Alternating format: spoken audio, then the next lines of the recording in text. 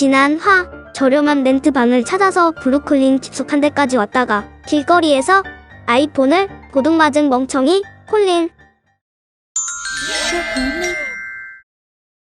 익스큐즈미, 어떤 놈이 제 아이폰을 뺏어갔어요. 그렇구나. 어이 파트너, 이 애가 강도를 당했대. 그렇구나. 나는 강도를 당한 거였어. 강도라는 단어가 내 인생에 등장하다니. 세상에. NYPD 아저씨들에게 아까 동네 애기들이 말해준 대로 이 도둑 모무시키의 신상 정보를 얘기했어요. 근데 쭈꾸 먹고 울다가 정신이 없어서 제일 중요한 이름을 홀라당 까먹었어요. 그래서 애들한테 다시 물어봤지만 얘네는 약속이라도 했다는 듯 입을 다물어버렸어요. 어리버리해 보이는 저에겐 말해줄 수 있어도 경찰에게 동네 사람을 고자질하는 거 싫었나봐요. 하는 수 없이 저는 기억나는 대로 옷 색깔, 헤어스타일, 큰 키 같은 걸 설명했어요. 그러는 동안 그 애들은 스르륵 사라졌습니다.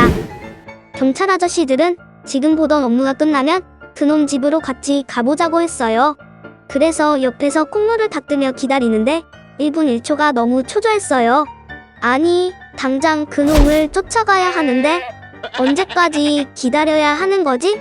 그놈이 내 아이폰을 이미 멕시코 횡단한테 팔아버린 거 아닌가? 기다림이 겨우 끝나고 바로 옆인데 굳이 차를 타고 가야 한다고 해서 뒷자리에 탔습니다. 뉴욕에 도착해서 2주 만에 NYPD 순찰차를 타게 될 줄이야. 뒷좌석은 앞자리에 탄 경찰에게 해코지를 하지 못하도록 엄청 두꺼운 보호벽이 쳐져 있어서 무릎이 낑길 정도로 좁았어요. 덩치 큰 사람들은 여기에 어떻게 타는 거지? 그냥 구겨져 들어가는 건가? 차에 탄 지 30초 안에 그 건물 앞에 도착했어요. 경찰들이 내리고 저도 같이 가서 이놈이다 아니다 알려주려고 했는데 문이 안 열리는 거예요. 맞다. 뒷좌석은 주로 용의자가 타는 곳이었지. 순식간에 저는 감옥에 갇힌 범죄자가 된 것 같아서 소름이 끼쳤어요. 그런데 창밖을 보니 계단이며 길거리에 흑인들이 잔뜩 앉아있는 거예요. 아, 밖에보다 이 경찰차 안이 훨씬 안전하겠구나.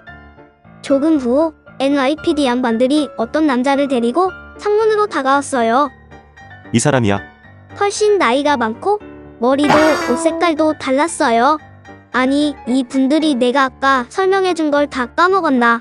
근데 또 웃긴 건 그 사람이 어쩌면 범인이 자기 동생일지도 모른다며 농구장에 있다고 데려다 준다는 거예요. 뭐지? 이 사람은 자기 동생이 경찰에 잡혀가도 괜찮은 건가? 도대체 이 동네 사람들은 알다가도 모르겠다. 그래서 그 사람의 안내대로 농구장으로 이동. 뒷좌석에 앉은 채로 열심히 찾아봤지만 그 범인은 보이지 않았어요. 사실 이제는 흑인들이 다 그놈으로 보였어요. 만약에 가발을 쓰고 옷을 갈아입었다면 절대 알아볼 수 없을 것 같았어요. 그냥 포기할게요. 전철역으로 데려다 주세요.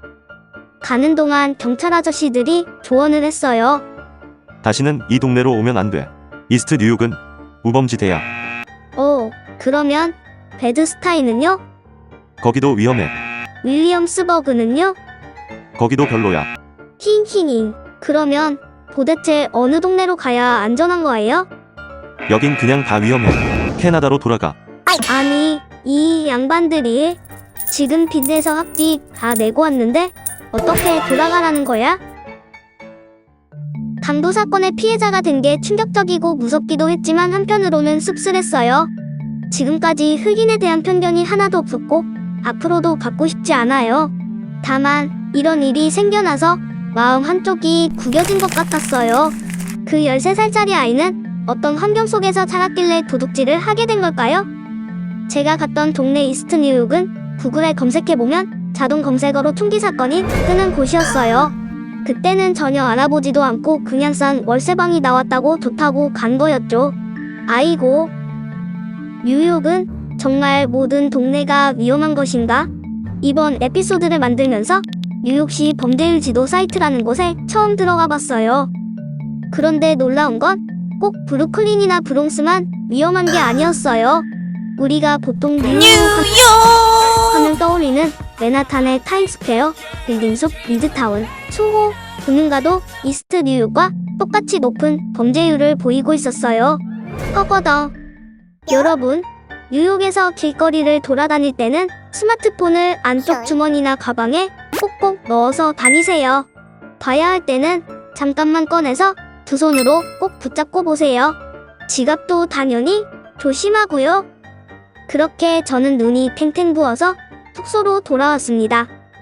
평소대로 이메일을 열어서 멍하니 아무거나 눌렀는데 쓰레기통에 새 이메일이 하나가 있었어요. 월리가 보낸 거였어요. 요, 콜린, 왓썹? 네가 원한다면 이 방은 네 거야. 제가 올리엄스버그 집에 룸메로 꼽혔다는 이메일이 그날 아침 9시부터 와 있었던 거예요. 근데 어째서인지 쓰레기통으로 곧장 들어가 있어서 못 봤던 거죠. 세상에 이걸 봤으면 월세방 찾는다고 그 갱스터 동네까지 쑤시고 들어가서 그 난리 대환장 생쇼를 할 일도 없었을 텐데. 아이고 세상에. 여러분, 중요한 이메일을 기다리고 있을 때는 반드시 스팸 메일통과 쓰레기통도 확인하세요. 흑유흑유. 암튼 저는 그런 우여곡절 끝에 브루클린의 힙스터한 동네에서 룸메 4명과 살게 되었습니다.